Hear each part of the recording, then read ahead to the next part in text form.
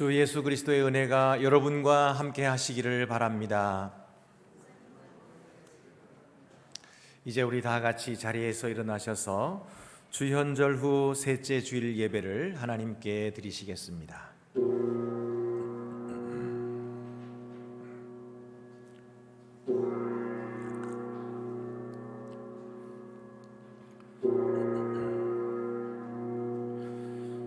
주의 성령이 내게 임하셨으니 이는 가난한 자에게 복음을 전하게 하시려고 내게 기름을 부으시고 나를 보내사 포로된 자에게 자유를 전파하게 하려 하심이라.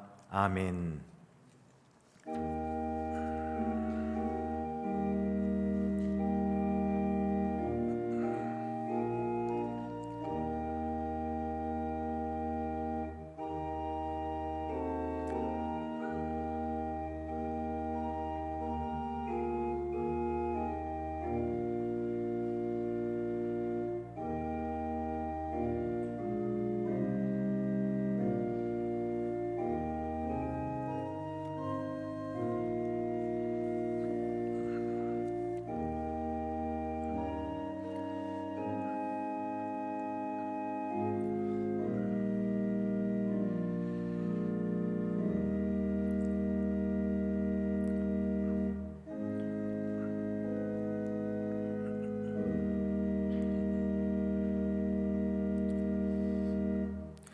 전능하신 하나님은 예수님을 보내셔서 하나님 나라를 선포하게 하셨고 권위로 가르치게 하셨습니다. 주님의 영으로 우리에게 기름 부으셔서 우리도 가난한 자에게 복음을 전하고 상한 심령을 위로하며 포로된 자에게 자유를 선포하게 하소서. 이제와 영원토록 성부와 성령과 함께 한 하나님으로 살아계시고 다스리실 우리 주 예수 그리스도의 이름으로 기도합니다. 아멘.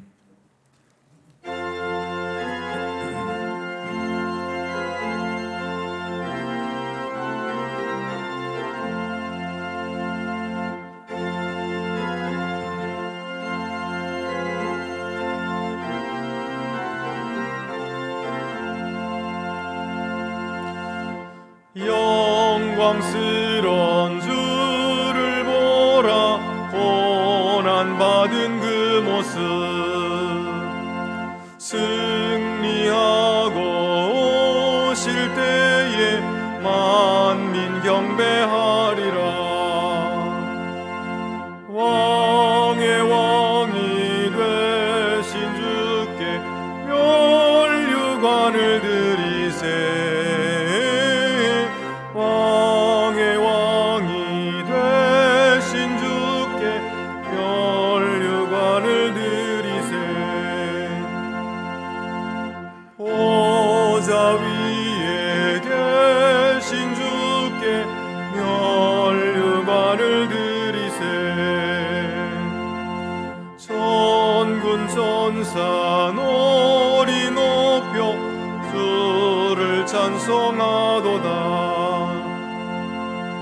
왕의 왕이 되신 주께 멸류관을 드리세. 왕의 왕이 되신 주께 멸류관을 드리세. 죄인들이 조롱하며 가시관을 씌웠네. 성도들과 천사들은 주의 이름 높이네. 왕의 왕이 되신 주께 멸류관을 드리세. 왕의 왕이 되신 주께 멸류관을 드리세.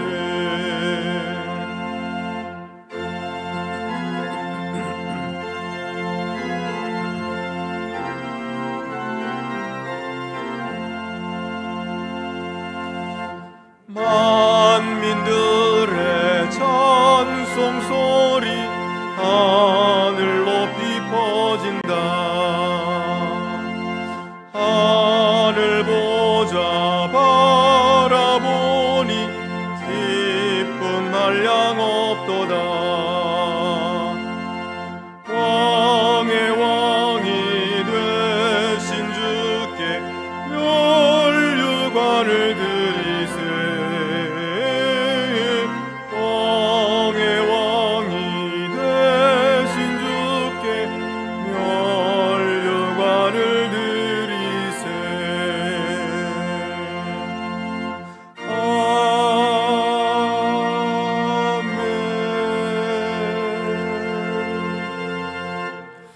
우리 주님 예수께서는 우리의 연약함을 친히 아시는 분이심을 기억합시다. 그는 모든 일에 우리와 한결같이 시험을 받으셨으나 죄는 없는 분이셨습니다. 그러므로 우리가 긍휼하심을 받고 때를 따라 돕는 은혜를 얻기 위하여 은혜의 보좌 앞에 담대히 나아갑시다. 이 시간 하나님과 이웃에게 범한 우리의 죄를 조용히 고백하시겠습니다.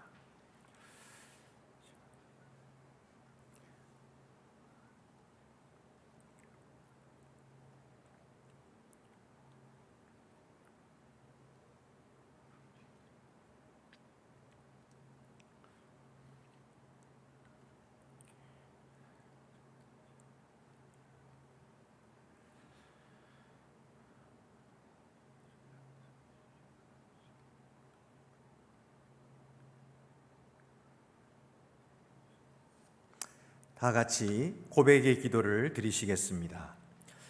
영광의 하나님, 하나님께서 예수님을 우리 가운데 세상의 빛으로 보내셔서 만 백성을 향한 주님의 사랑을 나타내셨습니다. 우리의 죄와 교만이 주의 밝은 빛을 가리웠음을 고백합니다. 우리가 가난한 자에게서 등을 돌렸고 정의를 향한 울부짖음을 못 들은 채 했으며 평화를 위해 힘쓰지 않았음을 고백합니다. 주님의 자비하심으로 우리 죄를 씻어주시고 주님의 영으로 우리에게 다시 세례를 주소서. 그리하여 용서함을 받고 새로이 태어난 우리가 예수 그리스도의 얼굴에 밝게 빛나는 하나님의 영광을 드러낼 수 있게 하소서.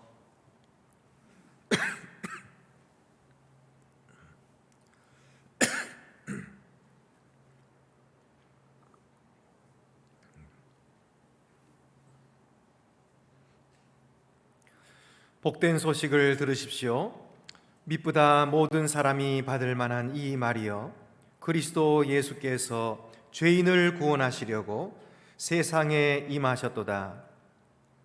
그가 친히 나무에 달려 그 몸으로 우리 죄를 담당하셨으니 이는 우리로 죄에 대하여 죽고 의에 대하여 살게 하려 하심이라. 내가 예수 그리스도의 이름으로 성도 여러분에게 선언합니다. 여러분은 용서함을 받았습니다. 하나님께서 그리스도 안에서 우리를 용서하셨으니 우리도 서로를 용서하는 것이 마땅합니다. 우리 주 예수 그리스도의 평화가 성도 여러분 모두와 함께 하기를 축원합니다. 이제 주위의 분들과 평화 인사를 나누시겠습니다. 주님의 평화가 함께 하시기를 바랍니다. 주님의 평화가 함께 하시기를 바랍니다.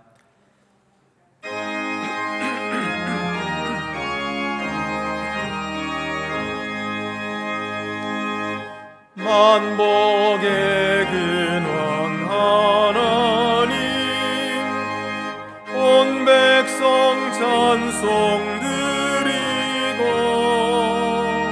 저천사여 찬송하세. 찬송 성부 성자 성령 아멘.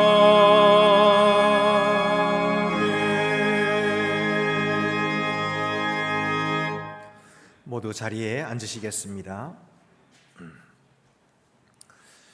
오 주 우리 하나님, 주님의 말씀은 우리의 발의 등이요 우리의 길의 빛이 되십니다.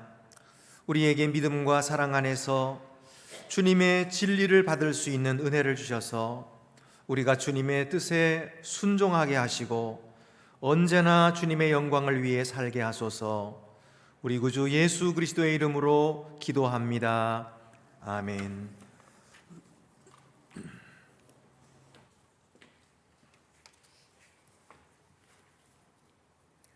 오늘 우리에게 주시는 구약의 말씀은 출애굽기 19장 1절에서 6절입니다. 구약 성경 110쪽에 있습니다.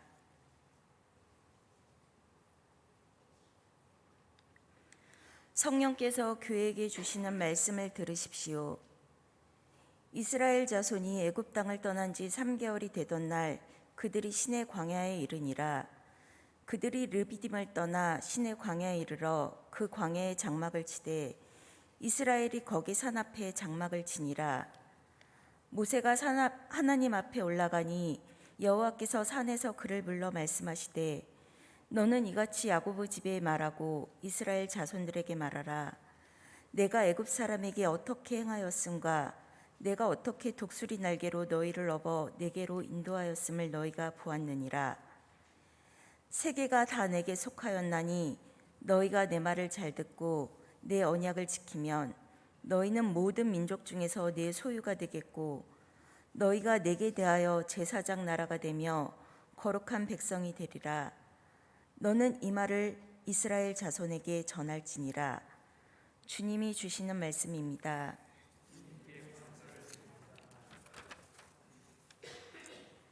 우리에게 주시는 신약의 말씀은 사도행전 4장 18절에서 21절입니다. 신약 성경 192쪽에 있습니다.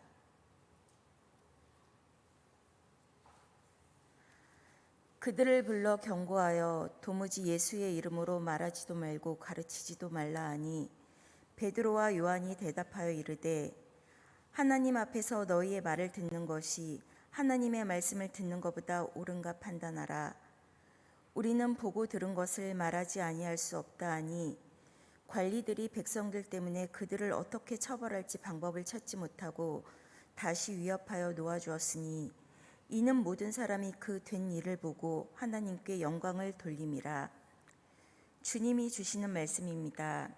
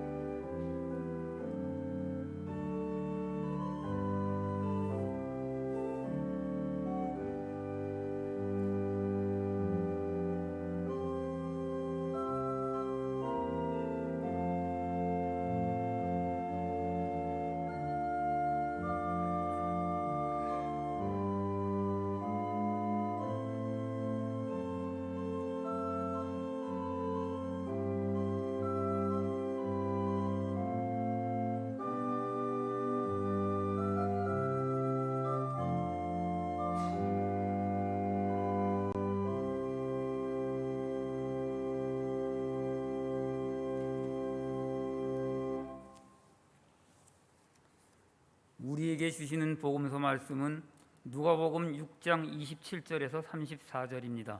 신약 성경 99쪽에 있습니다.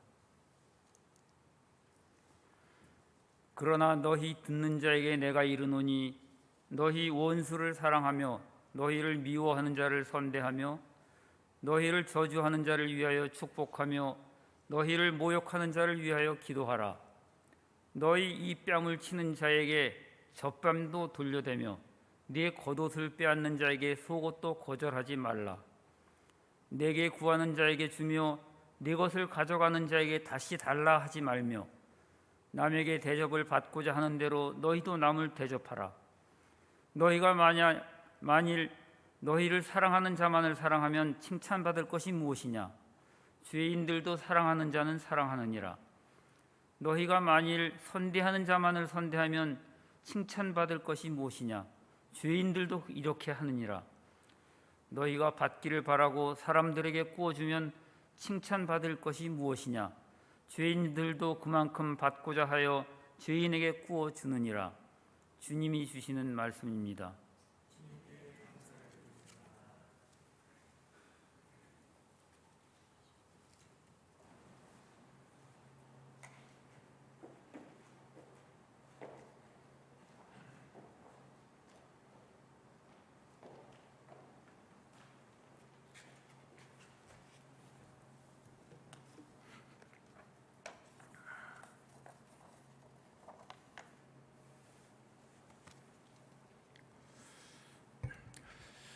모세가 호렙산에서 하나님을 처음 만났을 때 하나님은 모세에게 말씀하셨습니다.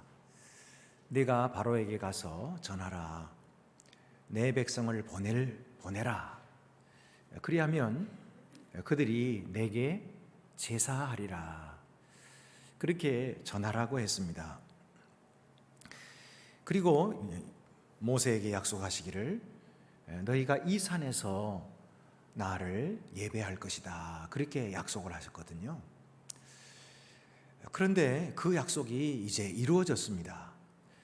이스라엘 백성들을 애굽에서 건져내신 하나님께서는 광야를 통하여서 바로 그 호렙산으로 시내산으로, 이 같은 산입니다. 넓은 그 산을 가리켜서 호렙산이라고 하고요. 그 가운데서 특정한 산을 시내산이라고 부르거든요. 그래서 이 시내산으로 하나님께서 이스라엘 백성들을 인도하신 것입니다. 그래서 드디어 그들이 시내산에 도착해서 하나님을 예배하게 되었다. 그곳에서 이제 11개월 동안을 머무르게 되는데 그곳에서 하나님은 놀라운 일을 행하십니다. 그것은 뭐냐면 이스라엘 백성들과 언약을 맺으시는 거예요. 거기에서 이스라엘 백성들을 향하여 너희는 내 백성이라 그렇게 말씀하시고 나는 너희의 하나님이라 그렇게 말씀하신 것입니다. 그러니까 이것은 하나님께서 이스라엘 백성들에게 내리신 놀라우신 은혜이고 또 특권이었던 것이죠. 사실 출애굽기를 보면은 우리가 생각하는 대로 이스라엘 백성들이 애굽에서 탈출해 가지고 가나안 땅에 들어가는 것까지 나오지가 않아요. 어디까지 나오느냐 하면 바로 여기까지 시내산에 오는 데까지만 기록되어 있습니다. 왜 그럴까요? 이스라엘 백성들을 이끌어서 가나안 땅까지 들어가시는데 그럼 가나안 땅까지 들어가는 게 출애굽 아닐까요? 그렇지 않습니다. 출애굽의 목적은 가나안 땅이 아니라 바로 시내산이었던 것입니다. 출애굽의 목적은 바로 시내산에서 이스라엘 백성들이 하나님의 백성 되는 것이고 하나님이 그들의 하나님이 되시는 것이에요. 그래서 그 시내산에서 언약을 맺고 시내산에서 하나님 백성 되는 이것으로 출애굽기가 마치게 되는 것입니다. 여러분, 시내산에서 이스라엘 백성들이 한 일이 무엇입니까? 하나님 여호와의 음성을 들었어요. 그리고 그 음성을 들으며 하나님께 예배했던 것입니다. 오늘날에도 우리를 구원하신 하나님의 목적이 무엇이냐 하고 묻는다면 그것은 바로 하나님을 섬기는 삶을 살도록 하기 위함입니다. 어떤 사람들은 생각할 때에 하나님께서 우리에게 복을 많이 주신다. 교회 가는 이유가 뭐냐면 복 받으라고 교회를 간다는 거예요. 그래서 교회 가면 하나님이 병 낫게 해주시니까 하나님이 돈 잘 벌게 해주시고 성공하게 해주시니까, 그러니까 나도 교회를 가고 우리 자식들도 교회를 보낸다, 이렇게 말합니다. 그 말이 완전히 틀린 것은 아니에요.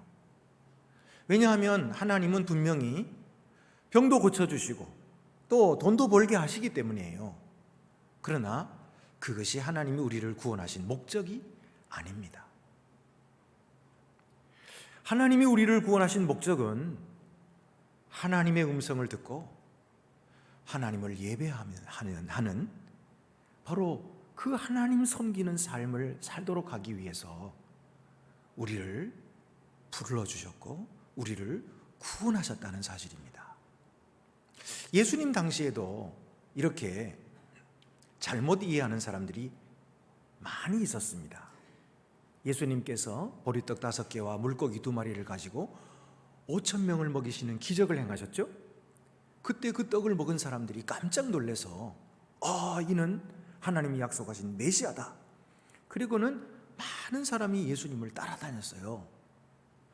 그런데 예수님께서 그들에게 한편의 설교를 하셨죠. 그 설교 때문에 그들은 모두 떠나가 버려가지고 말았습니다. 그 설교는 무엇이었습니까? 너희가 떡을 먹음으로 나를 찾는구나. 그러나 나는 모세가 하늘에서 내려서 너희를 먹였던 그 만나와 같지 않고 그런 육신의 떡은 먹고도 죽지만 내가 너희에게 주는 떡은 영원히 살게 하는 생명의 떡이로라. 그러면서 보다 더 본질적인 말씀을 하시는데 그것은 바로 내가 곧 세상에서 하나님이 주시는 생명의 떡이니라. 그래서 내 살을 먹고 내 피를 마시는 자는 영생을 가졌다, 이 말씀을 하셨거든요. 그러니까 그 말씀에는 사람들이 실망했어요. 예수님이 더 이상 떡을 주지 않는구나. 예수님이 더 이상 우리를 배부르게 할 수 없구나. 그리고서는 그 말씀에 걸려서 모두 떠나가 버렸다. 오늘날에도 하나님이 우리를 구원하신 참되신 그 목적을 깨닫지 못하고 그저 육신의 것 얻는 것에만 만족하고 그것만 계속 추구하는 사람이 있다면 그는 언젠가 마음에 걸리는 말씀을 듣게 될 것이고 실망하여 돌아가게 될 것입니다. 우리 성도들 가운데는 그런 분이 한 분도 없기를 바랍니다. 오늘 하나님께서 이스라엘 백성들을 이끌어서 시내산에 와서 그들에게 예배하게 하시고 그들에게 계명을 주시고 그들을 하나님의 특별한 사명을 그들에게 주셨다고 하는 사실을 우리가 다시 한번 기억해야 됩니다. 그러면 그들에게 주신 이 특별한 사명, 그들이 받은 직분은 무엇이었습니까? 출애굽기 19장 5절에서 6절 말씀. 세계가 다 내게 속하였나니 너희가 내 말을 잘 듣고 내 언약을 지키면 너희는 모든 민족 중에서 내 소유가 되겠고 너희가 내게 대하여 제사장 나라가 되며 거룩한 백성이 되리라. 너는 이 말을 이스라엘 자손에게 전할지니라. 여기서 하나님은 분명히 이스라엘 백성들에게 그들이 하나님께 부르심을 받아 무엇이 되는가 하는 것을 보여주시는데 그것은 바로 내 소유가 되겠다. 그들은 하나님의 소유가 되고 또 제사장 나라가 되며 거룩한 백성이 되리라. 그렇게 말씀하셨던 것입니다. 여러분, 여기에 나타나는 내 소유, 제사장 나라, 거룩한 백성이란 어떤 삶을 말하는 것일까요? 첫째로 이것은 성숙하고도 존귀한 삶입니다. 만약 그들이 자유를 얻기는 얻었는데 그 자유로 말미암아 성숙해지지 않았다면 어떻게 될까요? 외적인 속박에서는 벗어날지 모르지만 내적인 속박으로 인해서 이전보다 더 큰 죄의 포로 신세가 되고 말았을 것입니다. 그래서 하나님께서는 그들을 독수리 날개로 인도하셨다, 그렇게 말씀하셔요. 오늘 우리가 읽은 출애굽기 19장 4절 말씀에 보면은 내가 애굽 사람에게 어떻게 행하였음과 내가 어떻게 독수리 날개로 너희를 업어 내게로 인도하였음을 너희가 보았느니라. 여기 독수리 날개로 업어서 인도하셨다는 말씀은 우리는 흔히 생각할 때 단순히 하나님께서 특별히 우리를 보호하셔서 인도하셨다는 말씀이구나, 이렇게 들리기가 쉬운데 그런 말씀이 아니에요. 이것은 성숙과 관계가 있는 말씀입니다. 이 말씀을 신명기 32장 11절에는 이렇게 말씀하고 있습니다. 마치 독수리가 자기의 보금자리를 어지럽게 하며 자기의 새끼 위에 너풀거리며 그의 날개를 펴서 새끼를 받으며 그의 날개 위에 그것을 엎는 것 같이 독수리의 날개로 업었다는 말씀은 바로 이 말씀이에요. 그러니까 독수리들은 자기 새끼들에게 어떻게 하느냐면 그 보금자리를 어지럽히는 거예요.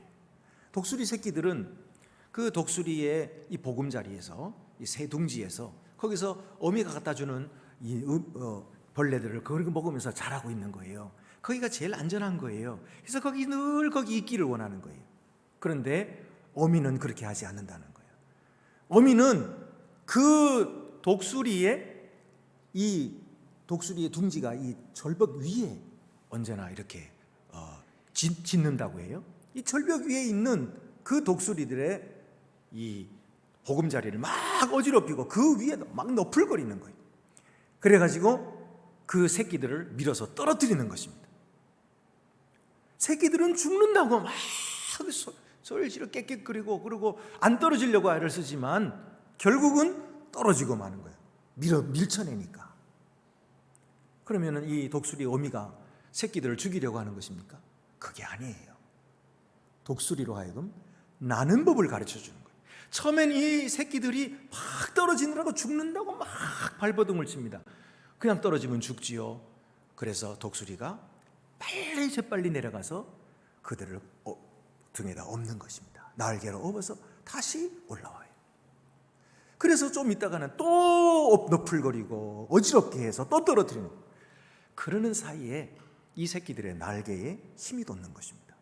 그래서 결국은 이 새끼들이 그런 어려움을 통해서 공중으로 나는 법을 배우게 되고 마침내 창공을 날아가는 새끼들이 되는, 독수리가 되는 것이죠. 독수리를 독수리로 만드는 것, 이것이 바로 어미새가 하는 일인데 하나님께서 그렇게 하셨다는 거예요. 그저 편안하게 인도하겠다 하셨다는 말이 아니고 어려움을 주어서 그들로 하여금 하나님의 제사장 나라가 되게 하시는 이 귀한 일을 감당하도록 만드셨다는 것입니다. 여러분, 이 독수리가 우리에게 참된 자유가 무엇인가 하는 것을 잘 가르쳐주고 있어요. 자유에는 세 가지 단면이 있습니다. 첫 번째는 freedom from입니다. 어디로부터의 자유이죠. 독수리들은 둥지로부터의 자유를 얻게 되는 것입니다. 늘 거기에서만 있었지만은 성장하면 중둥지에서부터 벗어나는 자유를 얻게 되는 거죠. 이스라엘도 마찬가지. 이스라엘도 애굽에서부터 구속함을 얻었습니다. 거기서부터 벗어났어요. freedom from. 두 번째 자유의 단면은요, freedom in입니다. 이것은 무엇 안에서의 자유를 뜻하는데요, 이 독수리 새끼들은 창공을 나르는 창공 위에서 자유를 얻는 것이죠. 날아다닐 수 있는 자유. 그 공중에 있을 때 그들은 편안한 자유를 누리게 되는 것입니다. 이스라엘도 역시 공중에 있을 때 하나님과 동행하는 큰 자유를 누릴 수 있었던 것이죠. 세 번째로 freedom to입니다. 무엇으로 향한 자유예요. 독수리들은 날아감으로 말미암아 그의 삶의 목적을 성취할 수 있었습니다. 독수리 됨을 누릴 수 있었던 거죠. 이스라엘과 우리에게도 마찬가지입니다. 하나님은 어디로 향하는 자유를 우리에게 주셨어요. 그것은 우리에게 사명을 주심이고 또 우리에게 사역을 감당하게 하심입니다. 이 일을 위하여 우리에게 자유를 주신 것이죠. 그래서 자유는 이 세 가지 측면을 가지고 있는데, 그러므로 참된 자유의 뜻은 무엇입니까? 우리가 나쁜 일을 행한 것로부터 자유를 얻었다는 것이고, 선을 행할 자유를 얻었다는 것이며, 이 땅에서 하나님의 뜻을 실현할 자유를 얻었다는 것입니다. 애굽에서 이스라엘 백성들은 그저 지친 몸들 뿐이었습니다. 주인에게 끌려다니는 노예였을 뿐인데, 그러나 하나님 여호와께서는 그들에게 더 크고 놀라운 계획을 갖고 계셨어요. 그것은 바로 그들을 특별한 백성으로 삼으시는 것이었고, 그들을 온 세상을 위한 복으로 사용하시는 것이었어요. 그래서 너희는 내 소유라, 그렇게 말씀하시는 거예요. 모든 나라 백성들이 다 하나님의 소유이지만 그들은 특별히 보석 같은 소유로 택함을 받은 것입니다. 너희는 제사장 나라라, 너희는 거룩한 백성이라, 그렇게 말씀하셨습니다. 그런데 이 말씀은 단순히 이스라엘 백성들에게만 그렇게 말씀하신 것이 아니에요. 오늘 우리들에게 예수 그리스도를 통하여 다시 들려주시는 말씀이 이것입니다. 베드로전서 2장 9절입니다. 그러나 너희는 택하신 족속이요 왕같은 제사장들이요 거룩한 나라요 그의 소유가 된 백성이니 이는 너희를 어두운 데서 불러내어 그의 기이한 빛에 들어가게 하신 이의 아름다운 덕을 선포하게 하려 하심이라. 아멘. 우리 주 예수 그리스도 안에서 하나님은 우리를 죄의 속박에서부터 불러내시고 우리를 하나님의 소유로 삼아주셨습니다. 그리고 우리를 거룩한 백성이 되게 하시고, 그리고 왕같은 제사장들로 삼아주셨다고 말씀해주고 계시는 것입니다. 이것은 우리를 어두운 가운데서 불러내신 하나님의 영광을 드러내고 그 하나님의 뜻을 선포하도록 하기 위해서 오늘 우리를 그렇게 제사장 나라로 삼아주셨다, 그렇게 말씀하신 것입니다. 그러므로 여러분, 오늘 우리는 이스라엘 백성들이 신의 산에서 하나님 앞에서 거룩한 백성 되고 또 제사장 나라가 됐다는 이 말씀을 듣고, 아 그렇구나, 우리가 예수 그리스도 안에서 거룩한 나라가 되고 제사장 나라가 되었구나 하는 사실을 깊이 깨닫는 여러분들이 되시기를 바랍니다. 둘째로는 거룩한 삶입니다. 하나님께서 이스라엘 백성들을 거룩한 삶으로 부르신 것이에요.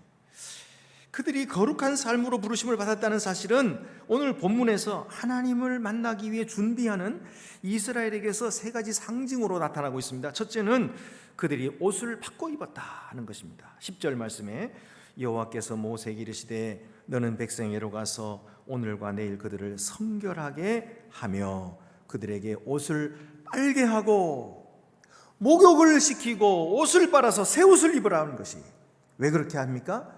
이것은 새로운 시작을 의미하기 때문입니다. 아담과 하와를 하나님께서 가죽옷으로 지어 입히실 때 그것은 그들이 죄로 말미암아 비록 타락했지만 하나님의 은혜 아래 살도록 허락하심입니다. 그래서 그들에게 새로운 삶을 시작하게 하신 뜻이에요. 야곱과 그의 가족은 큰 어려움을 당해서 우리가 하나님을 멀리 떠났구나 하는 사실을 깨달았어요. 그래서 그들은 새 옷으로 갈아입고 이제 우리가 베델로 올라가자, 그곳에서 우리 하나님께 예배하려 하노라, 그러면서 그들의 이전의 삶을 청산하고 새로운 삶을 시작할 때 새 옷을 입었습니다. 여러분, 거룩한 삶이란 무엇입니까? 의복을 바꿔 입는 것입니다. 이제부터 새로운 삶을 사는 것입니다. 하나님의 음성을 듣고 살아가는 새로운 삶, 이것이 바로 거룩한 삶인 것입니다. 두 번째는 이스라엘 백성들로 하여금 하나님과 거리를 두게 하셨어요. 12절 말씀에 너는 백성을 위하여 주 위에 경계를 정하고 이르기를 너희는 삼가 산에 오르거나 그 경계를 침범하지 말지니 산을 침범하는 자는 반드시 죽임을 당할 것이라. 그 하나님께 가까이 오는 자는 죽임을 당한다는 거예요. 그래서 이 거룩한 산에 계신 하나님께 가까이 가면 죽임을 당하기 때문에, 그래서 모세는 백성들이 산 가까이에 오지 못하도록 경계를 세웠던 것입니다. 아니, 하나님이 왜 자기에게 가까이 오는 자들을 죽이시는 겁니까? 예? 자기가 가까이 오는 자들을 하나님께 가까이 오는데 그냥 좀 살려주시고 하나님도 좀 보여주시면 안 될까요? 만약에 우리가 이렇게 묻는다면, 그렇게 묻는 그 물음은 아직 우리가 하나님의 거룩하심에 대해 알지 못한다는 뜻입니다. 하나님의 거룩하심이 무엇인지 모르니까 그렇게 묻는 거예요. 거룩이라는 말은 히브리 말로 카도시라고 합니다. 근데 이 카도시라는 말은 구별되었다, 그런 뜻입니다. 유한하고 죄 많은 인간과 영원하고 거룩하신 하나님 사이에는 철저한 구별이 있는 것입니다. 그것이 거룩하심입니다. 감히 유한한 인간이 영원하신 하나님을 배울 수가 없는 것이죠. 그 거룩하심을 조금이라도 맛볼 수가 없는 것은 마치 무엇과 같으냐 하면 빛과 어두움이 공존할 수 없는 것과 같습니다. 어두움에 빛이 비치면 빛이 있는 거지, 어두움은 사라져버릴 수밖에 없는 거거든요. 빛 대신 여호와 하나님 앞에서 죄로 어두워진 우리들이 어떻게 존재할 수 있습니까? 그것은 마치 땅속에 살던 지렁이를 햇빛이 쨍쨍 내리치는 시멘트 바닥 위에 올려놓는 것과 마찬가지예요. 지렁이가 살 수 있나요? 꿈틀꿈틀거리면서 말라 죽을 수밖에 없어요. 하나님 앞에서 인간은 이것보다도 훨씬 더 악하고 추하고 유한하고 더러운 것입니다. 그러므로 하나님을 뵙고는 살아남을 수가 없는 거예요. 이거를 잘 모르는 사람이 함부로 하나님 앞에서 하나님의 이름을 망령되이 일컫고 함부로 하나님 앞에서 범죄하죠. 하나님은 엄위하신 분이십니다. 하나님은 두려운 분이십니다. 하나님은 감히 우리가 가까이 할 수 없는 분이세요. 이것을 알아야 합니다. 그래야 거룩한 백성이 될 수가 있는 거예요. 그래야 제사장 나라가 될 수가 있는 것입니다. 하나님의 거룩하심도 알지 못하고 함부로 그 경계를 침범하며 마치 자기가 하나님 된 것처럼 함부로 말하는 사람은 거룩한 나라로 살 수가 없어요. 제사장 나라가 될 수가 없어요. 그래서 하나님께서는 너희는 거룩한 나라요, 왕같은 제사장들이라 라고 말씀해 주시는 거예요. 그 거룩하심을 깨달아라, 알아라. 그래서 그 거룩하신 하나님 앞에서 그를 경외하는 삶을 살아라 라고 말씀하시는 거예요. 세 번째는 시내산 위에서 내성과 번개입니다. 18절 말씀해 보면은 시내산의 연기가 자욱하니 여호와께서 불 가운데서 거기 강림하심이라. 그 연기가 옹기가마 연기같이 떠오르고 온 산이 크게 진동하며, 이것이 하나님의 임재의 상징입니다. 하나님이 그들과 함께 계셔서 그들에게 큰 권능을 보이신 것은 그들로 하여금 하나님이 얼마나 영원하신 분이시며 하나님이 얼마나 크신 분이심을 백성들이 알게 하고, 그를 닮은 하나님의 백성으로서 죄를 범치 않고 만민의 제사장 된 삶을 살도록 하기 위해서 하나님의 이 영광을 보여주신 거예요. 하나님의 임재의 영광을 보여주신 것입니다. 그런데 여러분, 이 놀라운 하나님의 영광이 신약 성경에서는 예수 그리스도 안에서 계시된 것입니다. 이 예수 그리스도 안에서 계시된 이 하나님의 영광을 사람들은 보고서는 살 수가 없기 때문에, 그래서 하나님께서 육신을 입으시고 사람이 되어 이 세상에 오셔서 하나님의 말씀을 전하신 것이죠. 하나님을 계시해 주신 것이죠. 그래서 예수님은 이 세상에 임마누엘로 오셨어요. 임마누엘이란 하나님께서 우리와 함께 계시다는 뜻입니다. 그 영광스러운 하나님, 그 거룩하시고 영원하신 하나님, 우리가 감히 눈을 들어 볼 수 없는 그 하나님이 우리 가운데 계시고 우리와 함께 계시고 우리와 같이 살기를 원하시는 거죠. 이것이 하나님의 사랑이에요. 이것이 하나님의 은혜입니다. 얼마나 큰 은혜인지 몰라요. 그래서 하나님의 그 뜨거운 사랑으로 우리를 가까이 오라고 부르시는 거예요. 예수 그리스도 안에서 하나님을 만나도록 우리를 이제 가까이 부르시는 거예요. 수고하고 무거운 짐진 자들아 다 내게로 오라. 내게로 오라. 그러면 너희 마음이 쉼을 얻으리라. 주님께로 가까이 오라고 부르시는 이것이 얼마나 큰 복음이며 얼마나 귀한 하나님의 사랑이며 예수 그리스도 안에 계시된 하나님의 큰 은혜인지 우리는 모릅니다. 그러므로 여러분, 우리는 거룩한 자로 살아가야 됩니다. 이 세상에 살고 있지만 이제 우리는 하나님께 속한 자가 되었고 이제 우리는 거룩한 백성이 되었고 제사장 나라가 되었으니 세상과는 구별된 삶을 살아야 합니다. 성령과 동행하는 삶을 살아야 합니다. 정결하고 향기 나는 빛된 삶을 살아야 하는 것이에요. 세 번째는 책임 있는 삶으로 부르셨어요. 십계명을 주셨는데요, 이 십계명이라고 하는 것은 단순히 이스라엘 백성들의 삶을 다스리시는 그런 법이 아니에요. 이 법은 하나님과 이스라엘이 맺은 언약이었던 것입니다. 이 언약의 일부분입니다.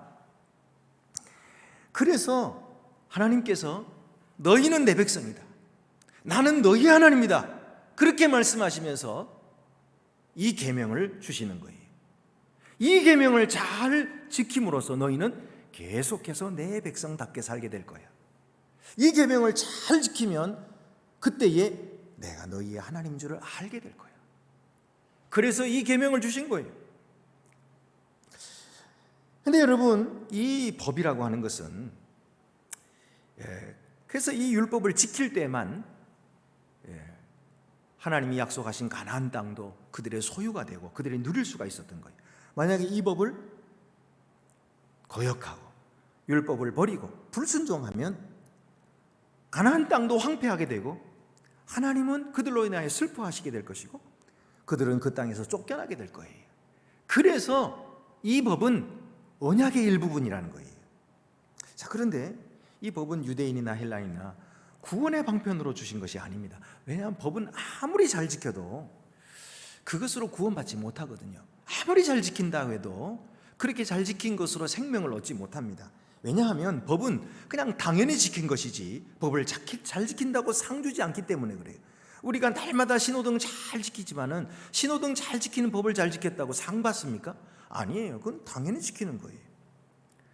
그래서 갈라디아서 2장 16절 말씀 보면은 사람이 의롭게 되는 것은 율법의 행위로 말미암음이 아니요 오직 예수 그리스도를 믿음으로 말미암는 줄을 알므로 우리가 그리스도 예수를 믿나니 이는 우리가 율법의 행위로서가 아니요 그리스도를 믿음으로써 의롭다함을 얻으려 함이라.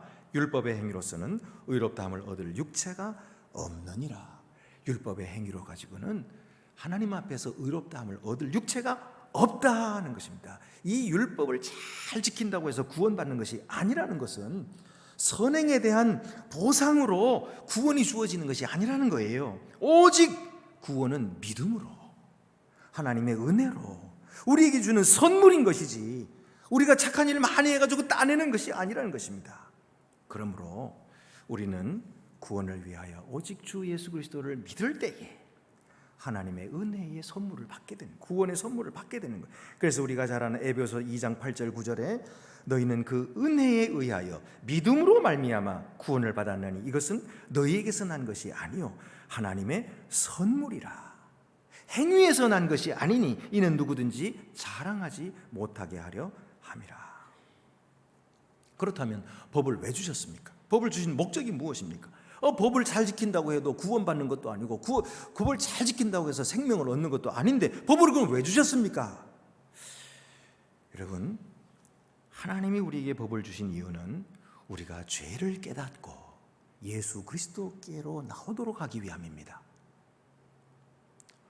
하나님이 우리에게 율법을 주신 것은 우리가 죄를 깨닫고 예수 그리스도의 십자가 앞으로 나와 구원 얻도록 하기 위함입니다.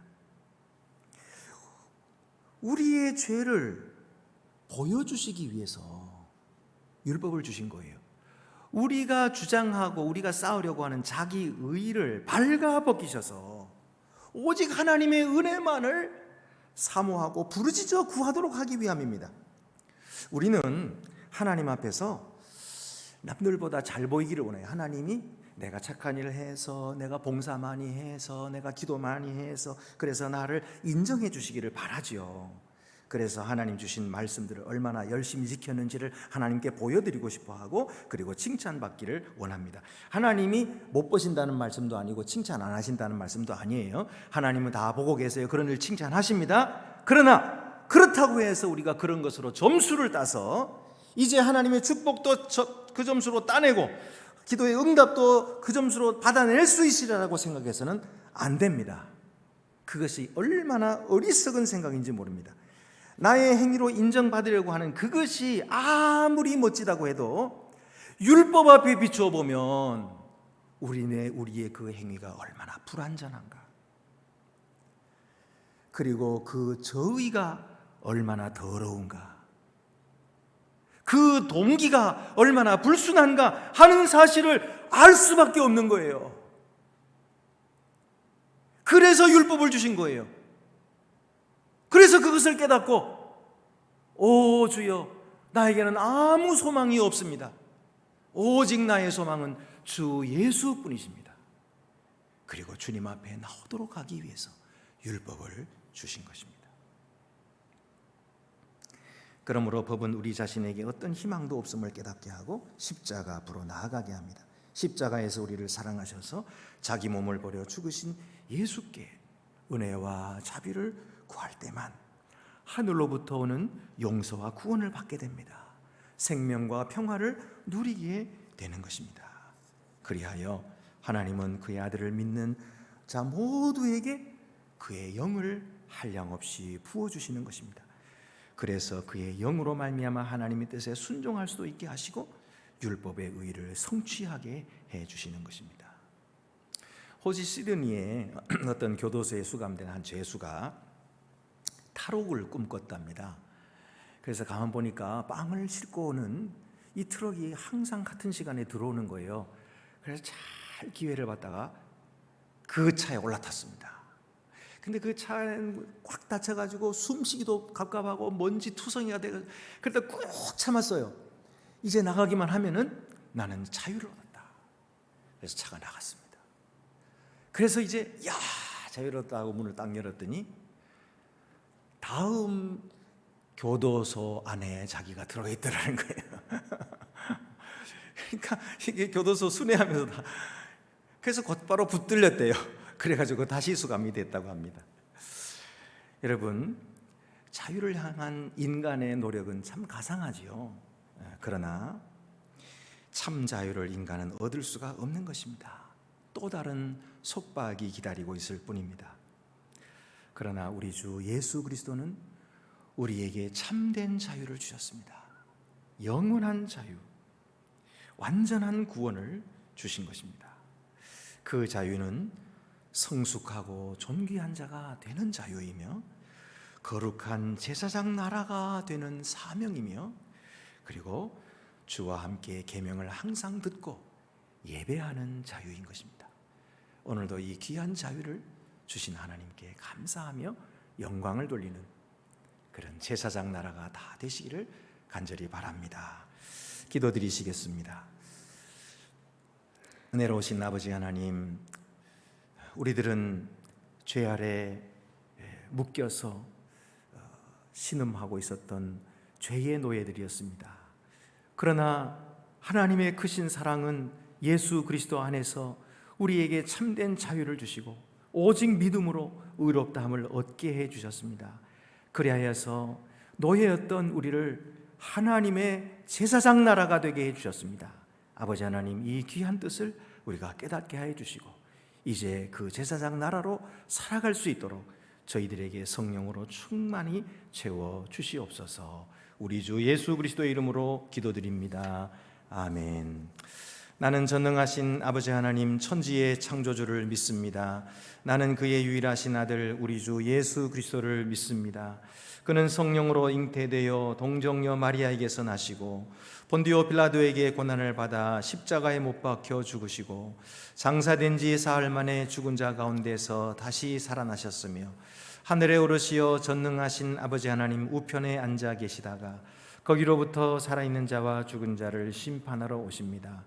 나는 성령을 믿으며 거룩한 공교회와 성도의 교제와 죄를 용서받는 것과 몸의 부활과 영생을 믿습니다. 아멘. 우주 만물을 지으시고 운행하시는 우리 주 하나님 아버지의 무한하신 능력을 찬양합니다. 저희들에게 이 땅에서의 삶을 주신 것을 감사드리며 또한 예수님을 보내주시어 죽을 수밖에 없는 죄인들을 영생의 길로 이끄신 것을 감사드립니다. 또한 주님 전에 나와 예배를 드리게 하시니 감사드립니다. 주님께서는 항상 저희들에게 최상의 것을 주시지만 저희는 주님의 뜻을 깨닫지 못하고 늘 불평하고 더 좋은 것을 주시기를 바라는 어리석은 죄인들입니다. 많은 시간 동안 죄를 짓고 뉘우치기는 잠깐뿐인 어리석은 죄인들입니다. 이런 저희들을 용서하시고 또한 바라옵기는 늘 주님과 동행하여 죄는 멀리하고 주님의 나라와 의를 구하면서 살아가는 신실한 자들이 되게 하옵소서. 주님께서는 이 세상을 아름답게 창조하시고 또한 사람들을 선한 길로 이끄사 세상을 아름답게 유지하며 평화롭게 살아가기를 원하시지만 사람들의 욕심으로 인하여 세상은 오염되고 파괴되고 싸움과 재앙이 그치지 않고 있습니다. 주님, 세계의 평화를 위해 기도드립니다. 지금도 지구 곳곳에서는 전쟁과 분쟁이 끊이지 않고 있습니다. 강대국들이 주변의 힘없는 나라와 소수민족을 괴롭히거나 지배하려 든 일, 서로 다른 종교를 배척하고 탄압하는 일, 무력으로 권력을 장악하고 이에 맞서는 자국민의 민주화 운동을 탄압하는 일, 국민들의 삶은 피폐한데 무기 개발의 혈안이 되어 주변국을 위협하는 일, 이러한 일들을 행하는 나라들의 권력자들을 반성하게 하시고 참된 권력은 오직 주님께만 있다는 것을 깨닫게 하시고 주님의 뜻에 따라 올바른 정치를 할 수 있게 하여 주시옵소서. 주님, 지구의 환경을 위해 기도드립니다. 이 땅은 누구도 소유할 수 없으며 하나님께서 창조하신 깨끗하고 아름다운 하늘과 땅과 물 그대로 후손들에게 물려주어야 하는 것인데 인간들은 생활의 편리함과 풍족함을 위해 마음대로 파괴하여 왔습니다. 이를 반성하게 하시고 이미 되돌리기엔 늦었을지도 모르지만 지금이라도 온 세계인이 각자 지킬 것은 지키고 협력할 것은 협력하여 최선의 노력을 한다면 하나님께서 자연에 부여하신 치유력으로 소생할 것을 믿사오니 주님, 이러한 회복의 기적이 일어날 수 있도록 역사하여 주시옵소서. 주님, 코로나19로 고통받는 이들을 위해 기도드립니다. 코로나19에 감염되어 직접적인 고통받는 이들과 코로나19의 전파를 막기 위해 취해진 제약 조치로 인해 간접적인 고통을 받는 이들, 열악한 의료 환경과 백신이 없음으로 인해 위험에 노출돼 있는 이들 모두 이 고통과 위험에서 벗어날 수 있게 은혜 내려주시고 나은 형편에 있는 이들이 어려운 이들 위해 나눔을 실천할 수 있게 하여 주시옵소서. 주님, 뜻하지 않은 재난과 사고로 어려움을 겪는 이들 위해 기도드립니다. 태평양 해저 화산 폭발로 인해 피해를 입은 통가를 돌보사 인명 피해를 입은 사람들의 마음을 위로하시고 더 이상의 피해가 없도록 보호해 주시고 전 세계가 따뜻한 도움을 주도록 인도하옵소서. 광주 아파트 붕괴로 인해 매몰된 실종자들을 속히 찾을 수 있게 해주시고 그 가족들을 위로하여 주시며 더 이상의 안전사고가 없도록 철저한 반성과 근본적인 대책이 마련될 수 있도록 인도하옵소서.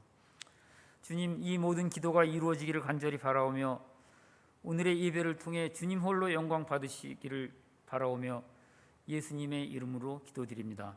아멘.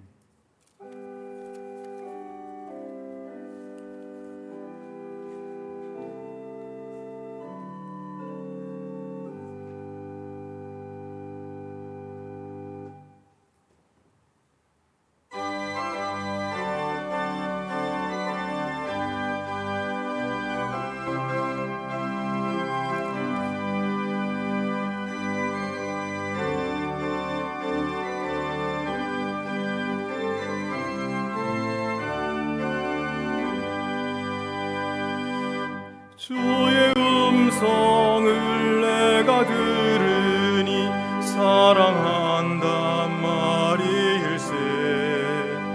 믿는 마음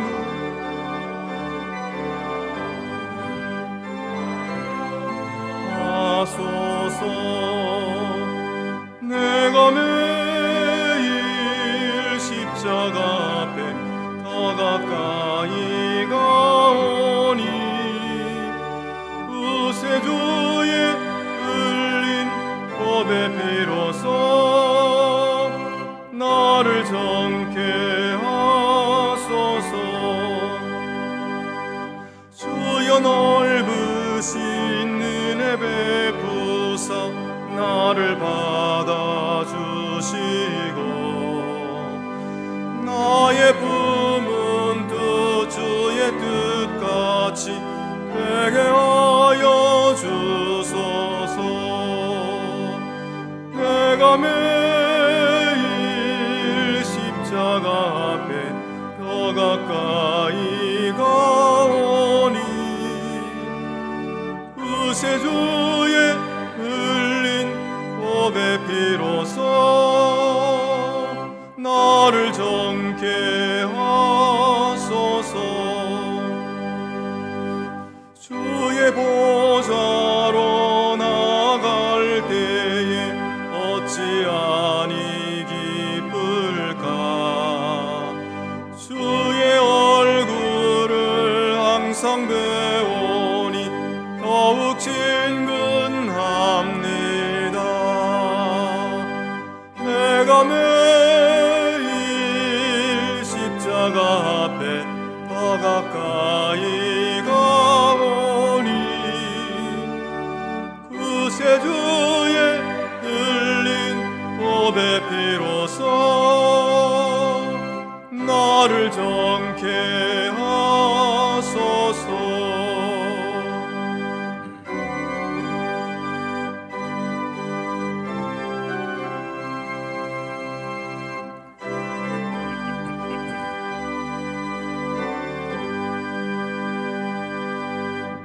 우리 구주의 넓은 사랑을 증명할 자 없으리라.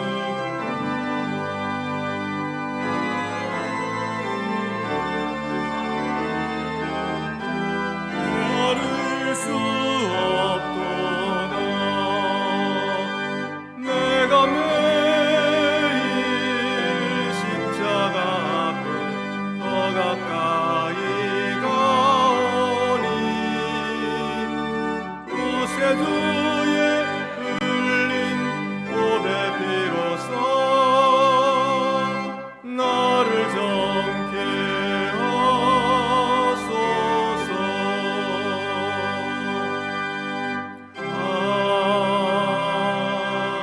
아멘. 주보를 참고하시고 봉헌과 감사의 기도를 드리시겠습니다. 주 우리 하나님께 감사드립시다. 위엄과 빛의 하나님, 온 세상이 하나님의 손안에 있습니다.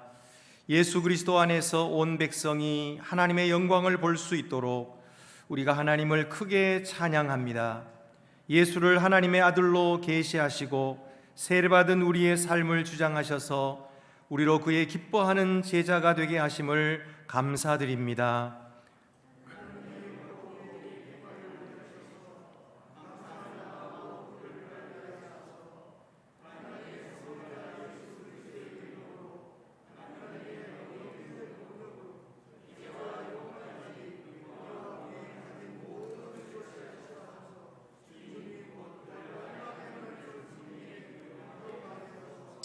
아멘.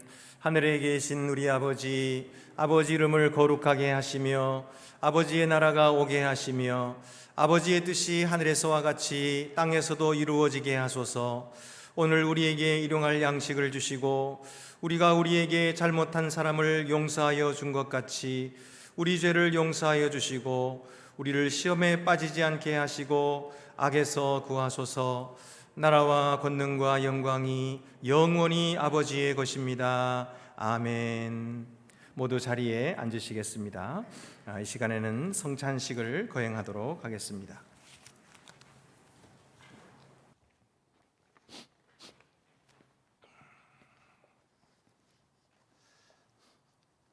주께서 여러분과 함께 하시기를 빕니다. 여러분의 마음 문을 여십시오.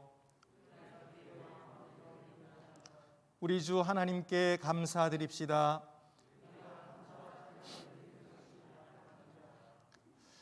위엄과 광채의 하나님, 주께 감사와 찬양을 드리는 것은 우리의 마땅히 행할 바이며 또한 우리의 지극한 기쁨입니다. 주님의 능력으로 주께서 존재하는 모든 것을 창조하셨습니다. 혼돈으로부터 우주를 지으셨고 사랑으로 만물을 다스리셨습니다. 주께서 대대로 주님의 백성을 부르셔서 주님을 사랑하며 섬기도록 하셨고 열방 가운데서 주님의 빛이 되게 하셨습니다. 우리가 주님을 배반했을 때에도 주께서는 우리를 저버리지 않으셨고 예언자들을 보내셔서 주님의 길로 돌아오게 하셨습니다. 때가 참에 하나님의 아들 예수 그리스도를 세상의 빛으로 보내셔서 하나님의 사랑을 나타내신 주님을 찬양합니다. 그가 상한 우리를 치유하러 오셨고 우리 앞에 정의와 평화의 길을 놓으셨습니다. 그러므로 우리가 주님을 찬양합니다. 영광스러운 주님의 이름을 영원토록 노래하는 하늘 성가대와 모든 시대 모든 곳의 모든 성도들과 함께 우리의 목소리를 높여 주님을 찬양합니다. 거룩 거룩 거룩하시다 온 우리의 주 하나님. 거룩 거룩 거룩하시다 온 우리의 주 하나님. 주 예수께서 잡히시던 밤에 떡을 가지사 축사하시고 떼어 가라사대 이것은 너희를 위하는 내 몸이니 이것을 행하여 나를 기념하라 하시고 식후에 또한 이와 같이 잔을 가지시고 가라사대 이 잔은 내 피로 세운 새 언약이니 이것을 행하여 마실 때마다 나를 기념하라 하셨음을 감사합니다. 예수 그리스도 안에서 나타난 하나님의 은혜를 기억하며 피조물로부터 이 떡과 잔을 취하여 주께서 다시 오실 날을 기다리며 기쁨으로 주님의 죽으심과 다시 살아나심을 기념합니다. 또한 감사함으로 우리 자신의 몸을 거룩한 산 제물로 주께 바칩니다. 주님의 명령을 따라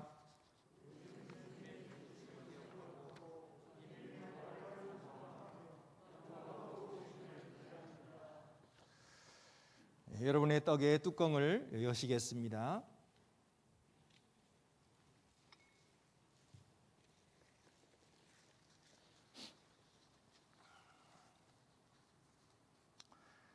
은혜로우신 하나님, 하나님의 영을 우리에게 부어주소서. 또한 하나님께서 주신 이 선물 곧 우리가 떼는 떡과 축사하는 잔 위에 부으셔서 그리스도의 몸과 피의 성찬이 되게 하소서. 주님의 영으로 우리가 그리스도와 하나 되게 하소서. 그리하여 이 성찬에 참여한 모든 이와 함께 어디에서나 섬김으로 하나 되게 하소서. 이 떡이 우리를 위한 그리스도의 몸이듯 우리를 보내셔서 세상 가운데 그리스도의 몸이 되게 하소서. 그리스도로 말미암아 그리스도와 함께 그리스도 안에서 성령의 하나 되게 하심 안에서 이제와 영원까지 모든 영광과 존귀를 주님 곧 전능하신 하나님께 바칩니다. 아멘.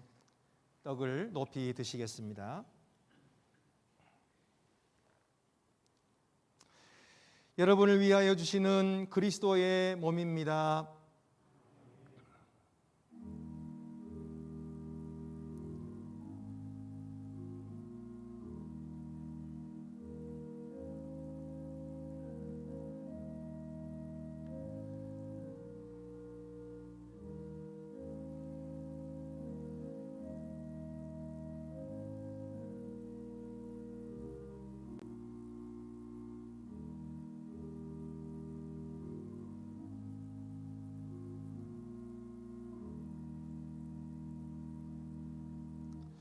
다 같이 떡을 받으시겠습니다.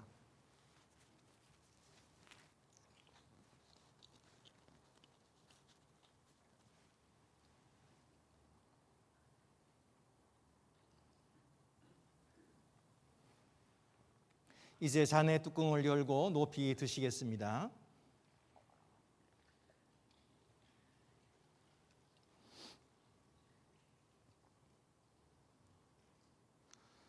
여러분을 위해 흘리신 그리스도의 피입니다.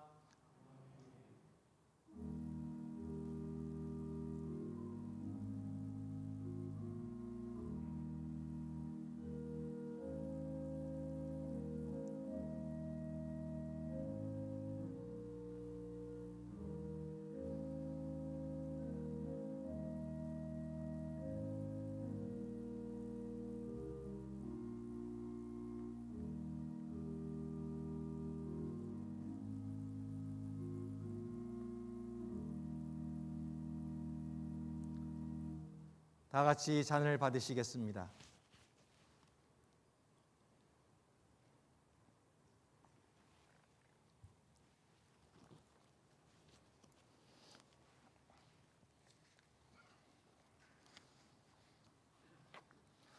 다 함께 성찬 후 기도를 드리시겠습니다.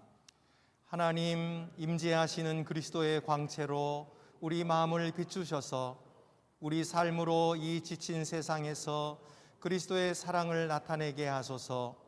소외된 사람을 돕고 가난한 사람을 섬기며 원수들과 화해하는 법을 우리에게 가르치소서. 우리를 지키셔서 최후 승리의 날에 그리스도께서 오실 때까지 또한 주님의 모든 성도와 함께 영원한 나라의 기쁨에 참여할 때까지 주님을 신실히 섬기게 하소서. 우리 주님 예수 그리스도의 이름으로 기도합니다. 아멘.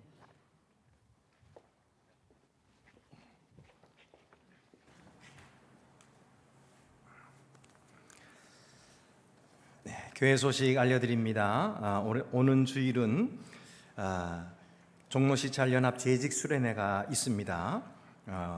오전에는 우리 교회 예배를 드리고 수요 성경 연구 예배를 드리고 오전 11시 예배 드리고 오후 7시에는 우리 세문안교회에서 온라인으로 이제 송출되는 그 예배에 여러분 함께 참여하셔서 모든 재직들이 좋은 수련회 기간이 되시기를 바랍니다. 그 외에 다른 광고는 수보를 참고하시기를 바랍니다. 이제 다 같이 자리에서 일어나셔서 파송의 찬양 1절만 부르시겠습니다.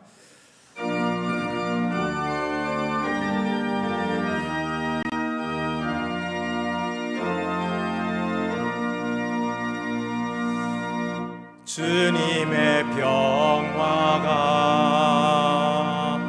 우리의 만남 속에 넘치게 하소서. 넘치게 하소서. 평화의 주여, 평화의 주여, 주님의 나라가 우리 가운데 샘솟게 하소서.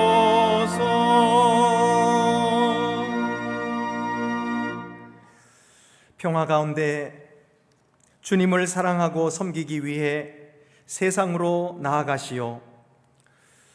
주 예수 그리스도의 은혜와 하나님의 사랑과 성령의 교통하심이 너희 무리와 함께 있을지어다.